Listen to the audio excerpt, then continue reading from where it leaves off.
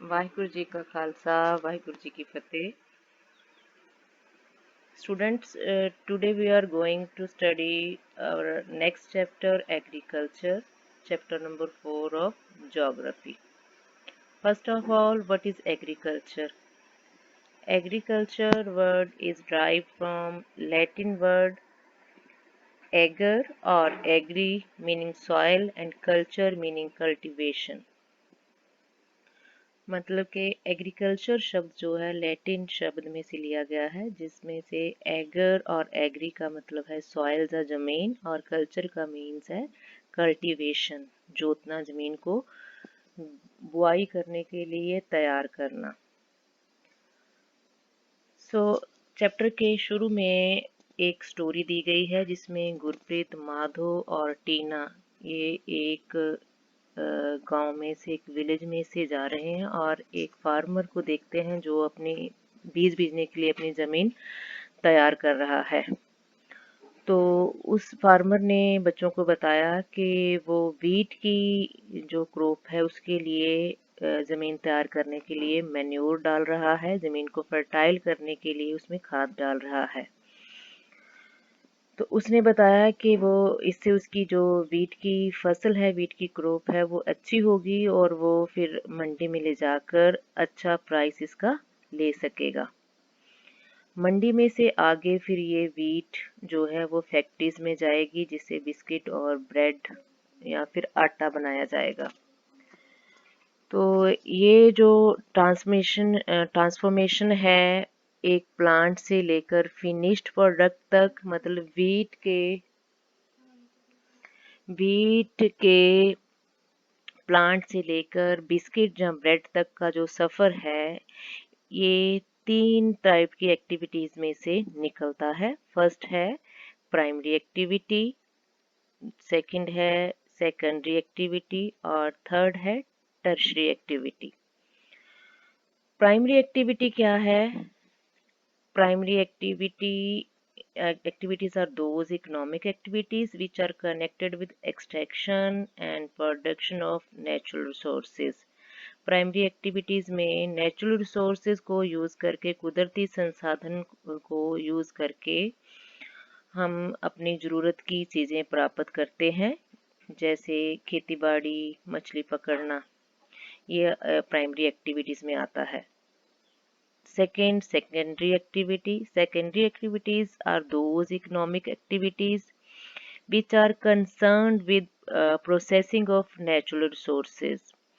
तो primary activities में जो प्रोडक्ट्स हमने प्राप्त किए हैं उनकी प्रोसेसिंग को सेकेंडरी एक्टिविटी कहा जाता है। जैसे प्राइमरी एक्टिविटी में फसल उगाएगी, मान लो कि कॉटन की फसल उगाई गई, तो कॉटन से कपड़ा बनाना जो है वो सेकेंडरी एक्टिविटी में आ गया।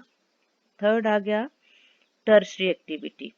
The activities which provide support to primary and secondary sectors through services are termed as tertiary activities.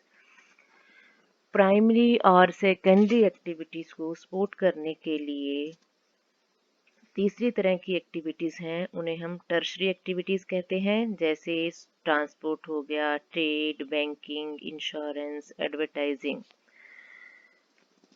Primary activity में किसान फसल उगाता है, जैसे वीट की क्रॉप उसने उगाई तो वो मंडी में ले जाने के लिए उसे ट्रांसपोर्ट चाहिए होगा, ट्रक्स वगैरह, या फिर उसको फसल के लिए, फर्टिलाइजर्स के लिए, सीड्स के लिए लोन चाहिए होगा, तो लोन जो है वो बैंक की तरफ से मिलेगा। तो बैंकिंग और ट्रांसपोर्ट ये दोनों जो हैं वो प्राइमरी और सेकेंडरी एक्टिविटी को सपोर्ट करते हैं। तो ये बैंकिंग और ट्रांसपोर्ट ये आ गया टर्शरी एक्टिविटीज़ में। नेक्स्ट है बेटा अपना फार्म सिस्टम। तो एग्रीकल्चर और farming can be looked as a system. The important inputs are seeds, fertilizers, machinery and labor.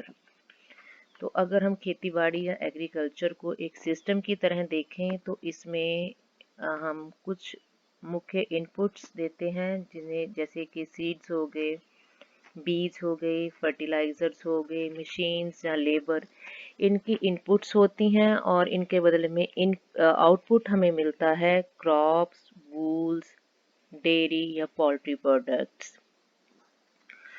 Next आ गया बेटा टाइप्स ऑफ फार्मिंग। तो जो farming is practised in various ways across the world. तो संसार में अलग अलग तरह के जो हैं तरीकों से फार्मिंग की जाती है। लेकिन यहाँ मेनली दो तरह की जो फार्मिंग की किस्में मानी जाती हैं। फर्स्ट है सबसिस्टेंस फार्मिंग एंड सेकंड है कमर्शियल फार्मिंग। सबसिस्टेंस फार्मिंग क्या है कि ये एक लो लेवल की टेक्नोलॉजी इसमें यूज़ की जाती है। किसान जो है वो बेसिक टूल्स के साथ ज़मीन के छोटे टुकड़े पे अपनी और अपनी फैमिली की रिक्वायरमेंट्स को पूरी करने के लिए फसल उगाता है। और ना तो इसमें ज़्यादा मशीन्स का यूज़ होता है, ना ही जो लेबर बाहर से ली जाती है। घर के मेंबर ही आपस में मैन्युअल लेबर करके फसल उगाते हैं। इसको हम सबसिस्टेंस फार्मिंग कहते हैं। अब सबसिस्टेंस फार्मिंग में इनको आगे ये सबसिस्टेंस फार्मिंग को दो किस्मों में आगे बांटा जा सकता है। पहला है इंटेंसिव सबसिस्टेंस एंड दूसरा है primitive subsistence. Intensive subsistence agriculture में क्या है कि फार्मर एक ज़मीन के छोटे टुकड़े पे सिंपल टूल्स के साथ लेबर करता है और ज़्यादातर इसकी जो खेती है वो नेचर पे डिपेंड करती है। और जो सिंपल क्रॉप्स हैं जैसे वीट, मेज, पल्सेस या ऑयल सीड्स, इनको उगाया जाता है। दूसरा आ गया प्रिमिटिव सबसिस्टेंस एग्रीकल्चर। इसमें दो तरह की अपने एग्रीकल्चर आ जाती है। पहली शिफ्टिंग कल्टीवेशन और दूसरा नोमैडिक हर्डिंग। शिफ्टिंग कल्टीवेशन इसके नाम से ही जो है पता चलता है कि किसान जो है जंगल के कुछ एरिया को साफ करके उसमें उसके जो जंगल की वुड्स हैं उनको जलाकर साफ करके उसमें खेती करते हैं। और कुछ देर बाद जब उन्हें लगता है कि वो ज़मीन अब फर्टाइल नहीं रही तो फिर वो उस जगह को छोड़कर किसी और जगह शिफ्ट हो जाते हैं और सेम प्रोसेस दोबारा जो है वो दोहराया जाता है। दूसरा है नोमैडिक हर्डिंग। इसमें क्या है कि जो पशु पालने वाले जो ग्रुप्स हैं वो मौसम या वेदर के चेंज होते ही अपनी जगह छोड़कर दूसरी जगह चले जाते हैं। जैसे कि इंडिया में लद्दाख और जम्मू कश्मीर के जो चरवाहे हैं वो अपनी भेड़ बकरियां जहाँ और पशु लेकर नीचे की तरफ आ जाते हैं, जहाँ वैलीज में जहाँ बर्फ और ठंड कम होती है। और जैसे ही सर्दियों का मौसम खत्म होता है वो वापस अपने पक्के ठिकानों पर चले जाते हैं। तो ये हुई सबसिस्टेंस फार्मिंग। दूसरी तरह की फार्मिंग है कमर्शियल फार्मिंग। तो कमर्शियल फार्मिंग इसके नाम से ही पता चलता है कि कमर्शियल पर्पस के लिए की जाने वाली खेती बाड़ी। कमर्शियल पर्पस क्या होता है? जिसमें हम पैसा कमाने के लिए, अर्निंग के लिए कोई एक्टिविटी करते हैं। तो कमर्शियल फार्मिंग क्या है? Crops are grown for commercial purpose. wheat and maize are common commercial grown grains। तो पैसा कमाने के लिए बड़े लेवल पर गेहूं और मक्की की फसल जो है उगाई जाती है। तो कमर्शियल फार्मिंग के लिए जो है वो ज़मीन जो है बहुत ज़्यादा क्वांटिटी में मात्रा में होनी चाहिए। उसके अलावा बड़े पद्धर पर लेबर और कैपिटल का भी इसमें जो है योगदान होता है। नेक्स्ट है मिक्स्ड फार्मिंग। मिक्स्ड फार्मिंग इसमें क्या है Mixed farming, the land is used for growing food and fodder crops and rearing livestock. तो इसमें जो है अपनी ज़रूरतों के लिए और उस ज़रूरतों को पूरी करने के बाद जो है बाकी जो फालतू क्रॉप है उनको कमर्शियल पर्पस के लिए बेच दिया जाता है। नेक्स्ट आ गया plantation. Plantation are the type of commercial farming where single crop of tea, coffee, sugarcane, cashew, rubber, banana और cotton are grown। तो कमर्शियल पर्पस के लिए जो है सिंगल फसल ली जाती है, जैसे चाय, कॉफ़ी, गन्ना, रबड़, जहाँ जो कॉटन ये उगाए जाते हैं। तो इनमें जो है नियर बाय फैक्ट्रीज का होना ज़रूरी है, यहाँ जो इनकी कंज्यूमिंग हो सके और जो इनके आगे जो प्रोसेसिंग करके प्रोडक्ट बन सके। नेक्स्ट आ गया मेजर क्रॉप्स। मेजर क्रॉप्स कौन सी हैं, कौन कौन सी फसलें जो हैं ऑल ओवर द वर्ल्ड उगाई जाती हैं मेनली। तो सबसे पहले आ गया राइस। राइस जो है ये मेजर फूड क्रॉप है सारे संसार की। तो बहुत सारे ट्रॉपिकल एरियाज में ये स्टेपल डाइट भी मानी जाती है। सेकंड आ गया वीट। वीट जो है wheat requires moderate temperature and rainfall during growing season and bright sunshine at the time of harvest। तो इसको वीट की फसल को जो है मॉडरेट टेम्परेचर चाहिए और जब ये ग्रो करती है इसको काफ़ी जो है रेन फॉल की ज़रूरत होती है, लेकिन जब ये फसल तैयार होती है तो इसे सनशाइन, अच्छा खासा सनशाइन मिलना चाहिए। नेक्स्ट आ गया millet. They are known as coarse grains, can be grown in less fertile and sandy soil। Millet जो हैं वो कम फर्टाइल ज़मीन और जो यहाँ रेतीली ज़मीन है उसमें उगाए जाने वाली फसलें हैं। मेज़ भी जो है एक मेजर क्रॉप है जिसे जो है मॉडरेट टेम्परेचर और मॉडरेट रेनफॉल चाहिए होता है। नेक्स्ट है cotton. Cotton requires high temperature, light rainfall and bright sunshine। तो कॉटन जो है ये एक इस तरह की फसल है जिसे ज़्यादा गर्मी और लाइट जो है वो रेनफॉल चाहिए होता है और ब्लैक सॉइल इसके लिए अच्छी होती है। जूट को गोल्डन फाइबर कहा जाता है। तो इसे भी जो है हाई टेम्परेचर और हैवी रेनफॉल और ह्यूमिड क्लाइमेट की ज़रूरत होती है।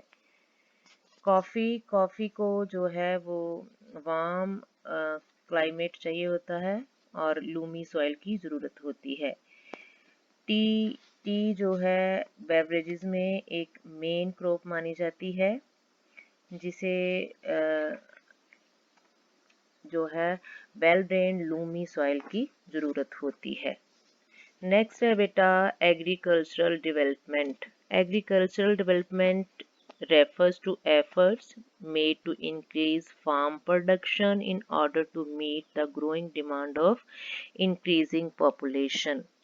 एग्रीकल्चर डेवलपमेंट में वो कोशिशें, वो एफर्ट्स आ जाती हैं जो फसलों की जो यील्डिंग और फसलों को इम्प्रूव करने के लिए की जाती हैं। तो फसलों को के यील्ड या फसलों की इम्प्रूवमेंट क्यों ज़रूरी है, क्योंकि बढ़ती हुई पॉपुलेशन की ज़रूरतें भी बढ़ती हैं, तो उनको मीट करने के लिए जो भी एफर्ट्स की जाती हैं, जैसे हाई यील्डिंग सीड्स हो गए, अच्छे फर्टिलाइज़र्स हो गए या फिर अच्छी मशीन्स हो गई, ये सारी चीज़ें हैं, ये एग्रीकल्चर डेवलपमेंट में आ जाती हैं। नेक्स्ट है फार्म इन इंडिया। तो फार्म इन इंडिया में क्या दिखाया गया है, आपकी बुक में क्या बताया गया है कि फार्म इन इंडिया में छोटे से प्लॉट पर जो किसान खेती करता है, जिसके बेसिक टूल्स हैं उसके पास, और वो बुलक के साथ प्लो करता है खेतों को और ज़्यादातर वो अ, अपने रेनफॉल पे या नेचुरल क्लाइमेट पे उसकी फसल जो है डिपेंडेंट है। तो फार्म इन यूएसए, तो यूएसए में क्या है कि लार्ज स्केल पर कमर्शियल फार्मिंग की जाती है। तो वहाँ कैपिटल और मशीन्स की जो है वो बहुत ही ज़रूरत पड़ती है, क्योंकि इतने बड़े लेवल पर मैनुअल लेबर जो है उससे काम नहीं चल सकता। तो ये था हमारा चैप्टर एग्रीकल्चर, जिसमें हमने पढ़ा कि एग्रीकल्चर में जो है एक प्राइमरी एक्टिविटी है। तो प्राइमरी एक्टिविटी के बाद हमने देखा कि 3 तरह की एक्टिविटीज़ हैं, primary, secondary and tertiary activity. उसके बाद फार्म सिस्टम के बारे में पढ़ा कि एग्रीकल्चर या खेतीबाड़ी एक फार्म सिस्टम है जिसमें सीड्स, फर्टिलाइजर्स, लेबर एक्सेट्रा ये इनपुट हैं और आउटपुट क्रॉप्स और वूल, डेयरी या पोल्ट्री प्रोडक्ट्स हैं। नेक्स्ट है टाइप्स ऑफ फार्मिंग, तो subsistence farming and commercial farming. Subsistence farming में अपनी ज़रूरतों को पूरा करने के लिए किसान फसल बेचता है, और कमर्शियल फार्मिंग में पैसा कमाने के पर्पस में बड़े लेवल पर खेतीबाड़ी की जाती है। नेक्स्ट आ गया प्लांटेशन। प्लांटेशन में आ गया चाय, कॉफ़ी, गन्ना या रबड़ या कॉटन आदि की फसलें तैयार करनी, तो इनको प्लांटेशन कहा जाता है। मेजर क्रॉप्स में हमने पढ़ा राइस, व्हीट, मिलेट, मेज, कॉटन, कॉफ़ी, टी। तो एग्रीकल्चर डेवलपमेंट, तो एग्रीकल्चर की डेवलपमेंट की बात करें तो जितनी भी एफर्ट्स खेतीबाड़ी में इम्प्रूवमेंट लाने के लिए की जाती हैं वो सारी एग्रीकल्चर डेवलपमेंट में आ जाती है। और फार्म इन इंडिया की बात करें तो फार्म इन इंडिया में छोटे लेवल पर बेसिक टूल के साथ खेतीबाड़ी की जाती है जो मौसम के ऊपर ज़्यादा डिपेंडेंट है। और फार्म इन यूएसए में बड़े लेवल पर कमर्शियल खेतीबाड़ी की जाती है जहां मशीन्स और बड़ी अमाउंट में कैपिटल की ज़रूरत होती है। तो ये था हमारा चैप्टर एग्रीकल्चर। Thank you.